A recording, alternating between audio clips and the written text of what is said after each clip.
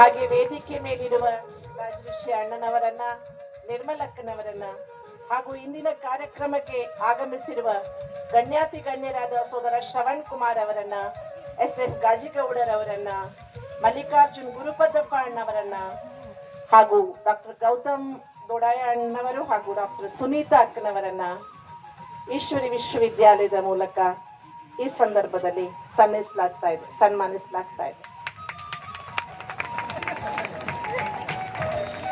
ಚಪ್ಪಾಳೆ ಚಪ್ಪಾಳೆ, ಬೇಗ ಚಪ್ಪಾಳೆ ತಟ್ಟಿದ್ರೆ ಬೇಗ ಊಟ ಸಿಗ್ತದೆ, ಅದಕ್ಕೆ ಜೋರಾಗಿ ಚಪ್ಪಾಳೆ ಹಾಕ್ರಿ.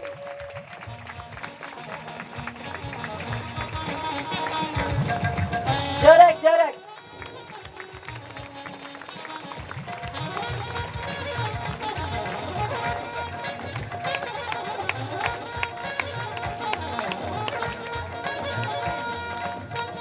ರಾಜಋಷಿ ಅಣ್ಣನವರ ಸನ್ಮಾನ, ಇದಾದ ಮೇಲೆ ರಾಜಯೋಗಿನಿ ನಿರ್ಮಲಕ್ಕನವರಿಗೆ ಸನ್ಮಾನ.